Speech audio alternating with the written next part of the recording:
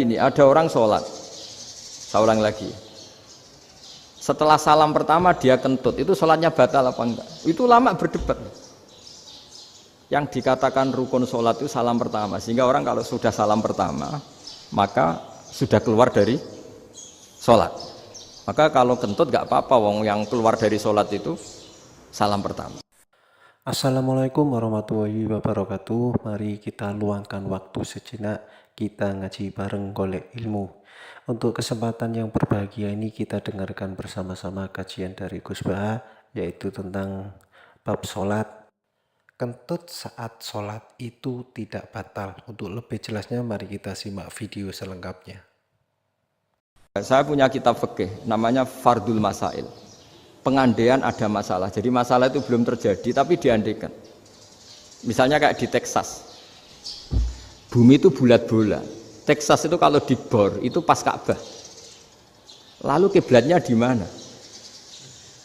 Bumi ini kan hanya rubuk-rubuk seperempat, yang ada arah itu seperempat. Tapi kalau Ka'bah itu sama Texas atau Texas dengan Ka'bah itu lalu kiblatnya mana?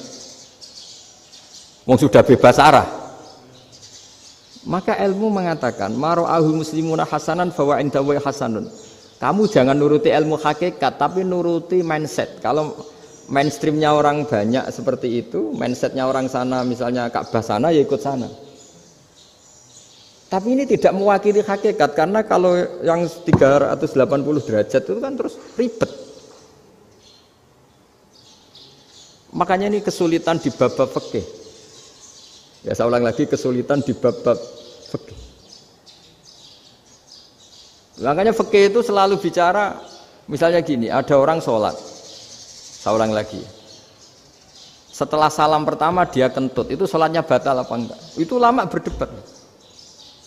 Yang dikatakan rukun sholat itu salam pertama, sehingga orang kalau sudah salam pertama, maka sudah keluar dari sholat. Maka kalau kentut enggak apa-apa, wong yang keluar dari sholat itu salam pertama. Tapi lalu pertanyaannya, kenapa Nabi salam 2 kali? Lalu yang kedua gunanya apa? Ribet kan, partai ini kalah pasti kalau ditanya gitu. Tapi kalau ditanya dibalik, sholat itu satu ibadah yang dimulai dengan takbir, yang diakhiri dengan salam. Berarti salam pertama itu pengakhir apa nunggu salam kedua? Pertama, di semua ulama bilang salam pertama. Kalau salam pertama sudah pengakhir, berarti pembatalan setelah itu nggak punya efek, nggak punya akibat. Itu kan ribet. Debat fikih itu memang ribet. Fikih itu memang senam otak karena pertanyaannya mirip-mirip seperti itu. Nah, sampean milih mana? Milih salam pertama apa salam kedua? Pasti ulama milih salam pertama. Jadi anehnya fikih itu di situ. Misalnya orang mati, takbir itu berapa kali? 4 kali. Andai kan takbir 5 kali itu batal apa enggak? Satu ulama mengatakan 5 kali itu batal. Karena rukunnya sholat jenazah itu takbir 4 kali. Berhubung ini rukun, kalau nambahi ke 5, berarti menambahkan rukun. Kayak kamu sholat, rukuk 2 kali kan batal. Sujud 3 kali, batal. Karena menambahkan apa? Rukun. Berarti kalau takbir 5 kali, batal. Tapi pertanyaannya, takbir itu adalah wiridan biasa, sehingga kalau ditambahkan nggak punya akibat batal. Jadi perdebatan ulama itu kadang ya lucu. Kayak kemarin Pak Haris pas pertama bertamu ke sini mau ngundang saya, tak ceritain. Dulu sholat jenazah itu pasti mayat di depan. Karena lazimnya sholat jenazah itu mayat di depan. Tapi mulai dulu ulama sudah berpendapat, andai kan jenazahnya di belakang pun tetap sah. Fa'innal janazah laisat bi imamin, karena jenazah itu tidak imam. Kenapa harus di depan? Oh, tidak imam kok harus di depan. Itu mulai dulu. Sehingga ketika Arab Saudi pernah mengalami tragedi, ada orang yang dibungkus kayak mayit, ternyata senjata. Setelah di dekat Ka'bah dipakai. Dulu tragedi tahun berapa itu? Pokoknya pernah ada tragedi itu. Semenjak itu Arab Saudi kalau ada orang mati tetap di kamar mayit, terus ada sholat jenazah. Padahal mayitnya di belakang yang jamaah. Jadi meskipun kita tidak akan bikin ajaran baru jenazah di belakang, ya tidak keren, kasihan kan. Tetap biasanya di depan ya di depan. Tapi meskipun jenazah ini di depan, kita tetap berpendapat andai kan di belakang tetap sah, tapi nggak usah dipraktekkan. Nah, pentingnya ilmu ini begini. Saya misalnya di Rembang, boleh nggak nyolati ghaib jenazah yang di Surabaya? Boleh kan? Padahal yang kita solati di belakang. Jadi ilmu itu penting. Cocok tidak cocok, namanya ilmu itu penting. Terus ada gini lagi pertanyaan di fikih. Memang saya sengaja akan ngaji fikih. Kalau ngaji intelektualitas orang Muhammadiyah juara lah. Tapi ini ngaji fikih. Ada orang sarongnya itu pas sampai lutut. Kalau berdiri lututnya tertutup. Tapi nanti kalau ruko agak jengking lututnya terbuka. Itu batalnya nunggu ruko apa mulai takbir sudah batal? Padahal pasti nanti batal kalau ruko ini. Itu ada ulama yang mengatakan, ya batalnya nunggu ruko. Bagaimanapun terjadinya pembatalan waktu ruko. Ada ulama mengatakan yang enggak mulai awal sudah tidak sah itu, karena pasti ngalami batal. Nah, pertanyaan-pertanyaan seperti itu penting karena lalu Allah menilai apa? Ya nilai niatnya. Misalnya gini, kalau contoh itu mungkin Anda tidak tertarik, tapi contoh begini. Kita mau operasi jam 10 siang. Kita tahu kalau nanti 10 siang akan divonis medis harus makan karena mau berobat.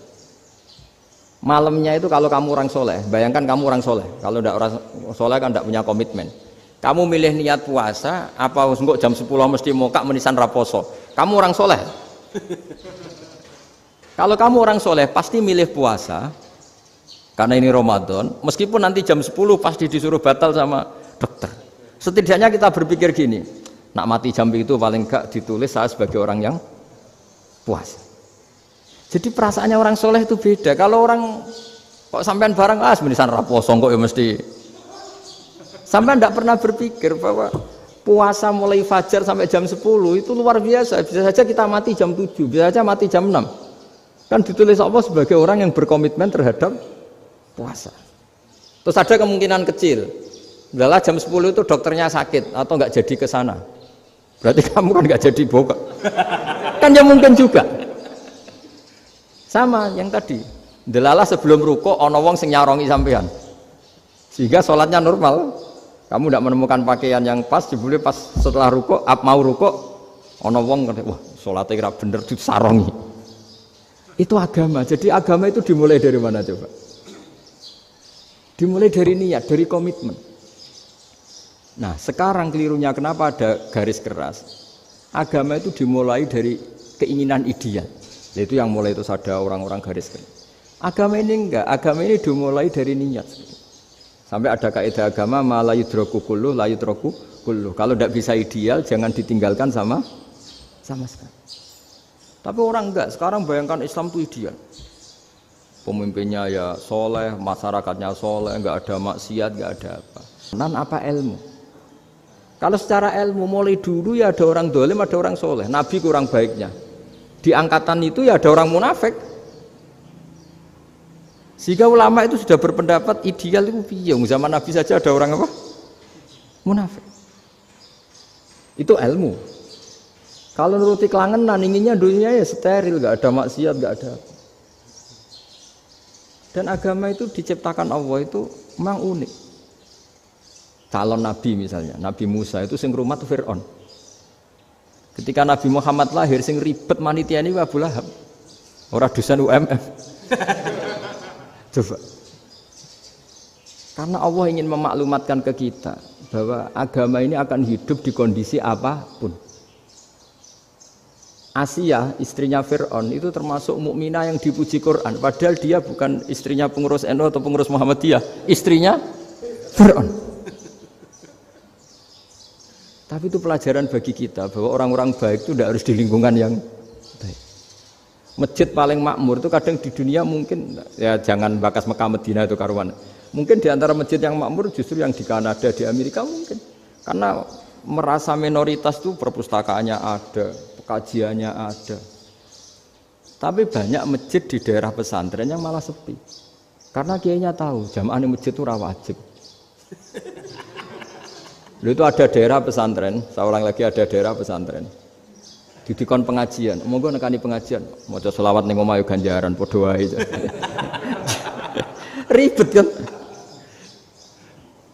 Mau dibantah itu benar. Mau dibiarin ngerusak tatanan. Jadi saya mohon sekali ya, jadi ilmu itu diperbandingkan supaya perbedaan-perbedaan itu biasa.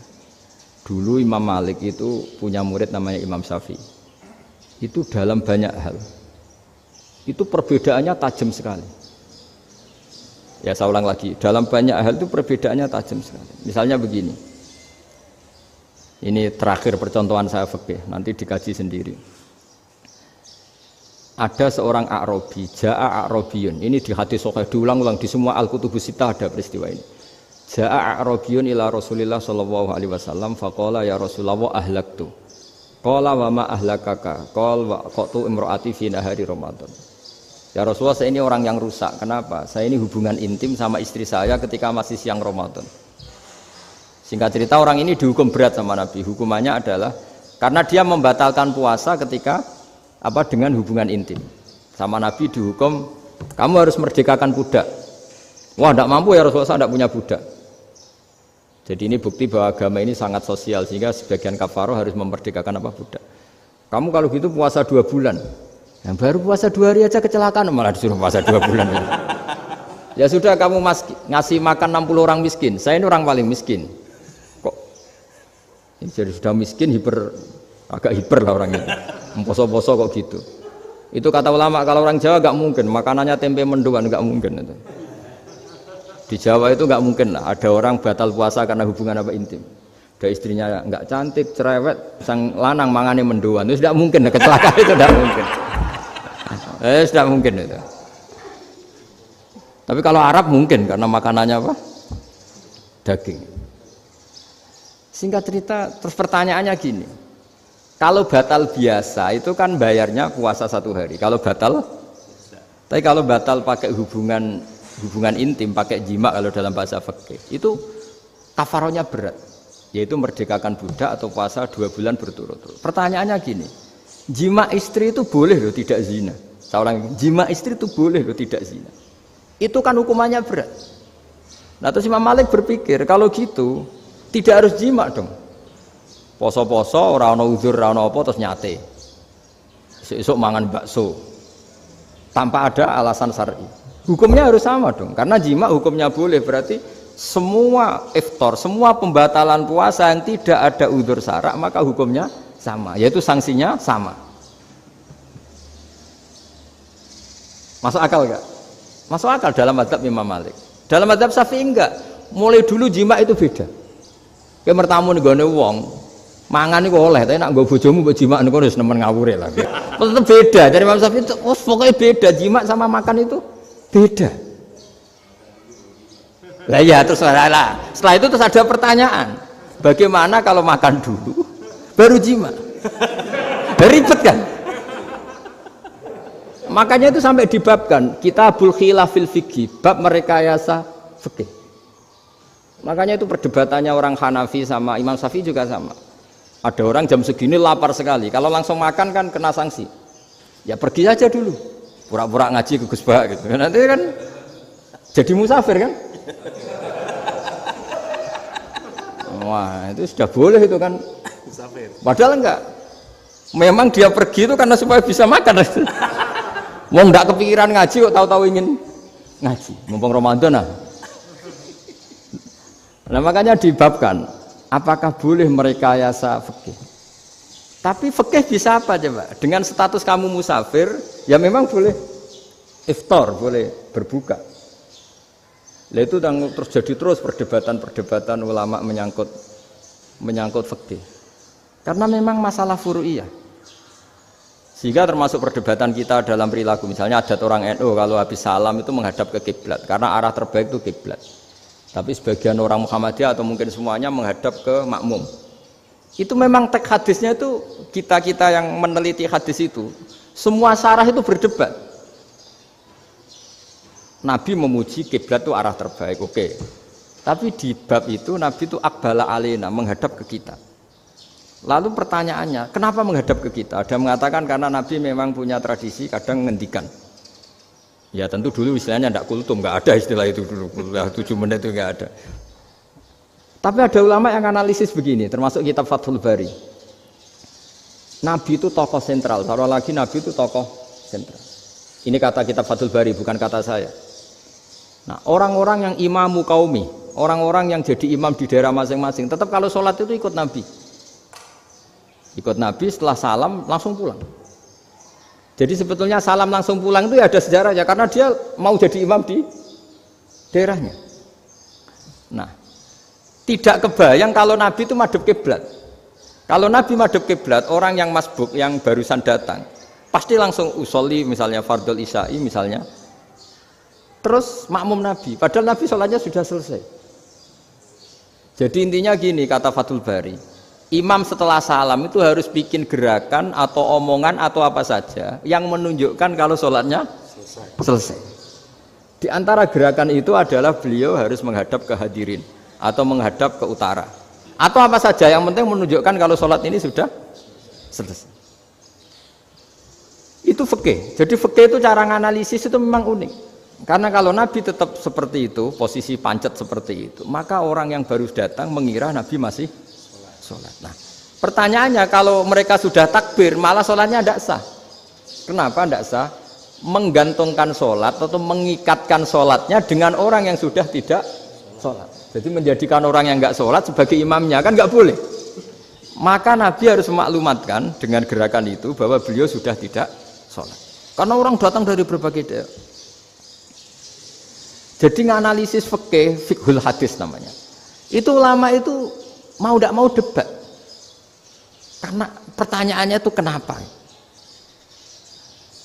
Ya memang mau apa? Karena yang namanya sosial itu yahtamilu muhtamilatin, ada sekian kemungkinan. Makanya dalam madhab istimbat itu, ketika Nabi sodakoh pakai tamer, pakai kurma, itu ulama mesti ngitungnya tuh kut. Kut itu makanan pokok. Sehingga Imam Syafi'i mengatakan kalau di Indonesia pakai beras misalnya, karena kutil balad Indonesia itu beras. Oke, Imam Syafi'i mainstream. Tapi ketika era Yusuf Qaradawi di Al-Azhar di Mesir sana, ulama-ulama mulai usil. Sama sih ingat Mbah Mun sering gojlokan, lah iya petani gabah, petani padi wis melarat wajib zakat. Petani cengkeh, kakao, suga-suga wajib zakat hanya karena yang ditanam tidak makanan pokok. Jadi mulai ada ulama mulai gerah lah, kalau bahasa politiknya mulai gerah. Yang petani miskin gara-gara yang ditanam padi wajib zakat. Yang orang-orang di sana misalnya di Sulawesi karena tanamannya kakao atau cengkeh tidak wajib zakat karena bentuknya tidak makanan pokok. Geger kan di Al-Azhar geger. Akhirnya hampir semua ulama berpendapat ya sudah sekarang ketika Nabi menzakati makanan pokok itu jangan dihitung sebagai makanan pokok. Wa mimma akhrajna lakum minal ard. Apa saja, ma itu apa saja. Makanya kata Yusuf Qaradawi, ma itu apa saja. Makanya semua tanaman yang menghasilkan uang itu wajib zakat. Nah, masalahnya kitab-kitab Syafi'iyah itu sudah mamlu'ah, sudah penuh dengan penjelasan misalnya fala zakata fil khadrawat, maka enggak perlu zakat untuk kayak kangkung, semangka dan sebagainya. Nah, lalu kiai-kiai angkatan modern kayak Mbah Mun itu sering dapat masukan. Saya pernah dengar sendiri, Yai, saya ini punya sawah 1 hektar, tak tanamin padi, itu enggak pernah kaya saya. Sekarang tak tanamin kangkung malah saya kaya, karena tiap 3 hari panen tak kirim ke Jakarta. Itu orang Indramayu yang tanya. Jadi gak tanam padi gak pernah kaya, tanam kangkung kaya. Nah, karena dia orang soleh, kalau zakat boten. Mau diwajibkan zakat tidak makanan pokok, mau tidak wajib dia kaya. Semenjak itu perubahan di Indonesia ikut. Akhirnya ada zakat, pokoknya asal tanaman yang 1 nisab ya wajib zakat. Masih ada debat lagi. Ketika nanam ingin dipanen, itu dia petani apa pedagang? Karena nanti perdebatannya ikutnya zakat zuruk, zakat tanaman apa zakat pedagang. Kalau sampai nggak pernah debat berarti sebetulnya Anda tidak dosen Islam ini. Berusaha nggak pernah diskusi fikih apa Islam. Karena saya berkali-kali punya tamu itu begini, Gus saya ini pedagang melon, tapi dia penanam melon, jadi pedagang yang agak ya agak ingin badi banyak. Itu caranya gini Pak Rektor. Saya misalnya pedagang melon, daripada saya kulak di pasar atau dari petani sudah mahal, nyewa tanah sekian hektar terus ditanami melon. Setelah berhasil, ini dia zakatnya tanaman apa zakat pedagang? Karena dia nanam itu mentalnya sudah pedagang. Padahal nanti zakatnya beda kan? Yang satu 2,5%, yang satu rubul usur sama nisul usur sama usur, 1/10 sama 1/20. Kalau zakatnya zuruk kan 1/10 atau 1/20. Yang satu rubul usur, kira-kira 2,5. Saya ulang lagi ya. Jadi di era modern itu kita jadi bingung, pedagang tapi gayanya petani, petani tapi hakikatnya. Jadi gampangannya gini ya, kalau saya pedagang beras, kok saya kaya raya, itu mendingan nyewa sekian hektar untuk ditanamin beras, padi ya, daripada tengkulak, daripada beli. Akhirnya perdebatannya ini zakatnya pakai apa? Misalnya tebu, misalnya petani tebu. Oh jelas kalau jual nanam tebu itu ingin dijual. Masa apa tiga es tebu berhektar-hektar. Lah kira-kira kalau menurut jenengan ini zakatnya zakat apa? Tijarah apa zakat tanaman? Mentalnya tijarah, mentalnya pedagang. Nah ini saya hanya mau cerita. Khilaf kadang-kadang orang angen-angen. Khilaf itu nggak mungkin enggak. Ya sama seperti NU dan Muhammadiyah selalu khilaf awal Ramadan. Itu memang nggak bisa nggak khilaf. Misalnya begini, saya beri contoh ya. Karena kadang yang khilaf juga nggak pernah belajar. Lucu kan? Tak beri contoh ya. 2001 itu abad keberapa coba? Tahun 2001. Abad 21 abad 20? Abad 21. Jadi meskipun terpaut 1 tahun, padahal abad itu 100 tahun. Nah, pikirannya orang-orang Muhammadiyah seperti itu. Hilal kalau sudah melewati garis ufuk, meskipun setengah derajat atau 1 derajat itu sudah ikut bulan berikutnya. Sehingga ya sudah, meskipun sekian derajat sudah dianggap Ramadan. Nah, pikirannya orang NU enggak. Harus ru'yah bil fi'li. Itu sebetulnya lagi-lagi sebenarnya enggak masalah NU dan Muhammadiyah, itu di kitab-kitab ya seperti itu. Kita ini enggak biasa goblok ya. Artinya kita yang keluarga kiai tahunya kunut mazhab Hanafi, enggak kunut mazhab Syafi'i. Tapi tahu-tahu ini mazhab NU, ini mazhab itu aneh itu menurut kita ini anggap apa? Mana ada Muhammadiyah jadi mustahid, mana ada NU jadi mustahid. Jadi sebetulnya orang tahu semua lah kalau Abu Hanifah itu tidak kunut, Imam Syafi'i itu kunut. Imam Syafi'i pernah main di masjidnya Abu Hanifah ya tidak kunut, ditanya kenapa tidak kunut? Jenengan itu presiden kunut, tidak sanggup mati Abu Hanifah, dulu ya biasa aja. Sekarang geger, ya karena tidak punya kegiatan. Sebenarnya itu nggak masalah, mulai dulu biasa. Saat teruskan ya. Nah, menurut mayoritas ulama nunggu ru'yah bil fi'li. Ru'yah bil fi'li itu gini. Mata telanjang bisa melihat karena agama ini menggantungkan perintah itu sama melihat. Kalau kamu tidak melihat itu bagaimana kena hukum? Ibarat gini, Pak Rektor datang ke rumah saya tapi saya nggak tahu. Kena nggak saya hukum harus menghormati? Dia datang nggak sembunyi-sembunyi. Saya kena hukum harus menghormati ya kalau melihat, kalau enggak ya enggak. Tapi Pak Rektor tetap bilang, tapi saya hakikatnya datang, jadi saya datang itu. Itu kan ribet. Akhirnya ya sudah, itu nggak ada khilaf sampai mati ada khilaf karena yang satu menggantungkan hukum itu digantungkan sama tahu. Kalau enggak tahu ya, misalnya baju saya ini hakikatnya ada najis, pas sholat saya enggak tahu. Sholat saya sah apa enggak? Sah. Karena hakikatnya, ya memang saya enggak tahu. Tapi hakikatnya ada najis apa enggak? Ada. Ya sudah, itu sama-sama masuk akal. Ada lagi khilaf yang senam muta. Fasyamu salasati ayamin fil haji wa sab'atin idza raja'tum. Singkat cerita ada satu pelanggaran haji yang kata Allah kafarohnya itu puasa 3 hari sama 7 ketika kamu pulang, idza raja'tum, ketika kamu pulang. Dalam mazhab Syafi'i yang namanya pulang itu yang haji sudah sampai rumah. Di mana-mana pulang itu ya sampai rumah. Dalam mazhab Abu Hanifah enggak, ketika orang sudah balik kanan dari Arab Saudi, dari Mekah, ya namanya sudah pulang.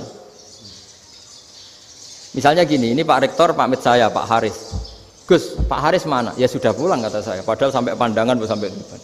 Tapi bagi keluarganya belum pulang. Lah lalu idza raja'tum ketika pulang itu bahasanya siapa? Bahasa istrinya apa bahasa yang ditamoni? Kamu ditamoni orang, terus kamu tamunya mana? Sudah pulang. Tapi tanyakan istrinya, belum pulang. Jadi khilaf-khilaf gini kok jadi geger itu kan goblok banget maksud saya itu. Jadi biasa, gitu itu biasa. Jadi ya karena memang ini bukan masalah akidah, ini masalah furu'iyah, masalah fikih itu masalah furu'iyah. Mau tidak mau harus beda. Misalnya di sholat juga gitu. Wa ayu qu'udin qu'adal musolli sokat sholatu. Duduk dengan gaya apapun itu sholatnya sah. Sehingga sampean kalau haji atau umroh, orang Arab itu jenenge duduk ngenak awak di kursi. Duduk sopan ya hanya orang Indonesia loh. Kalau sholat tuh masih duduk ala orang tahiyat. Kalau sampean di Mekah, duduknya pakai apa coba? Kursi ya? Oh enak sholat duduk. Karena memang takbirnya di fikih dengan duduk gaya apa saja sah. Makanya sengenak awak duduk di kursi. Ribet kan? Mau tidak disahkan itu namanya duduk. Mau disahkan masa iya sowan Allah kok duduk santai-santai gitu. Tapi mau apa? Ini fikih. Biasa orang lagi ini fikih. Fikih itu ya sudah ini fikih. Makanya kalau ulama berdebat misalnya Abu Hanifah berpendapat sholat itu wajib baca Fatihah apa asal Quran. Dalam mainstreamnya ya Fatihah karena la sholata liman lam yaqra bi Fatihatil kitab. Tapi cara Abu Hanifah enggak. Faqra'u ma tayassara minal Quran. Bacalah apa saja yang mudah bagi kamu. Asal itu Quran. Sementing gak gending Jawa, gak nyanyi lah gitu. Ya sudah mau apa coba? Jadi ya susah memang kalau fikih itu ya sudah seperti itu. Ada lagi yang masih ekstrim misalnya.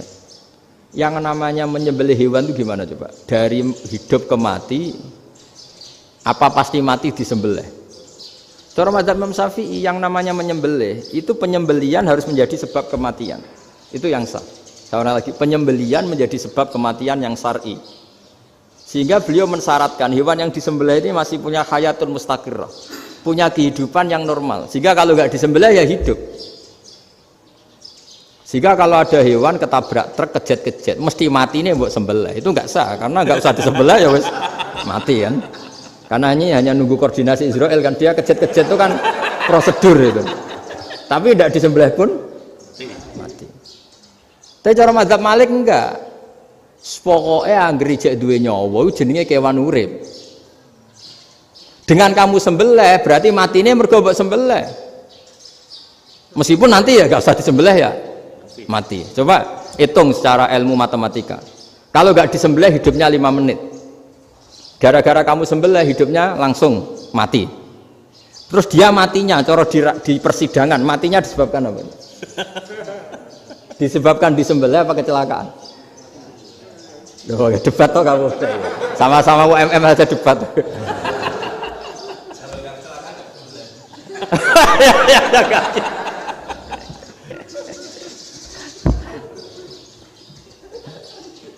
Loh, saya pernah masalah ngalami nyata itu. Saya jalan-jalan sama anak saya pakai motor. Sampai di jalan raya gitu ada ayam jago ketabrak mobil, kejet-kejet. Orangnya tanya, "Gus, ini halal tau ora?" "Wis kanggo kon halal lah." Suatu saat dia enggak terima kan, tanya, "Kenapa, Gus?" "Ya nak kiai ra pantes, mosok kewan mesti mati nek tak sembelih, nak kiai pantes," kata. Karena aku tahu kamu tuh enggak kiai, mesti motifnya itu mergo jago, jajal cilik enggak mau takokno. Ada kan ayam itu bayi kan enggak ditanyakan. Kejet-kejet mati rak lah wong cilik wae. Tapi masalahnya ini kan jago. Eman itu. Tapi secara fikih pertanyaannya tadi, hewan yang sudah tidak punya hayatun mustaqirrah, dia hanya punya al-hayat al-ittiroriyah, dia punya harokah ittiroriyah, dia mati kejet-kejet memang prosedur mati harus seperti itu. Mbok kecelakaan kayak apa, kalau mati kan kejet-kejet dulu. Nah ketika kejet-kejet ini pertanyaannya ini kan hidup apa mati namanya? Enggak, namanya hidup apa mati? Pas kejet-kejet itu hidup. Cara Imam Malik itu hidup. Ya sudah kalau hidup disembelih ya halal. Karena misalnya nanti kalau nggak disembelih matinya kan 2 menit lagi, gara-gara disembelih mati sekarang. Tetap penyebab kematian itu nyembelih. Penyembelian ini sebab kematian. Tapi kalau Imam Syafi'i enggak, cara berpikir wes nemen, paling roh besok kaget langsung mati. Kalau gitu berarti kamu nyembelih barang mati. Jadi fikih itu kadang unik. Makanya ketika ngitung fikih itu unik ya. Orang keluar mani wajib apa? Mandi kan. Terus Imam Syafi'i ditanya, kenapa kalau orang kelahiran juga harus mandi? Namanya nifas. Fa innal walada waliyun munakidun. Ya, anak ya mani yang menggumpal. Bedanya apa anak dengan mani itu? Jadi fikih itu kadang lucu. Di rumah-rumah tenan juga lucu. Keluar mani wajib mandi. Berarti kalau keluar anak ya wajib mandi karena hakikatnya anak adalah mani yang mengkristal. Terus usia sudah di dosen macam-macam itu kan hakikatnya mani. Itu fikih. Alhamdulillahirrabbilalamin. Kita sudah dengarkan bersama-sama kajian dari Kiai Haji Ahmad Ba'ud Nur Salim atau Gus Baha, yaitu membahas bab sholat menurut fikih. Kentut saat sholat itu tidak batal. Semoga teman-teman kesemuanya, saudara semuanya yang sudah mendengarkan kajian ini mendapatkan ilmu yang barokah, ilmu yang manfaat, tanggapi dengan bijak dan selalu berpikir positif. Terima kasih yang sudah mendukung, yang sudah support Santri Ngaji 215. Semoga video ini bermanfaat untuk saudaraku semuanya. Terima kasih yang sudah support, yang baru bergabung. Bila berkenan bisa like, subscribe, dan komen, dan nyalakan lonceng notifikasinya agar kita bisa tetap ngaji bareng. Luangkanlah waktu walaupun sejenak, kita ngaji menambah ilmu, kita belajar bareng, kita belajar bersama tentang beragama yang lebih baik lagi. Terima kasih saudaraku semuanya. Sampai bertemu lagi di video berikutnya. Assalamualaikum warahmatullahi wabarakatuh.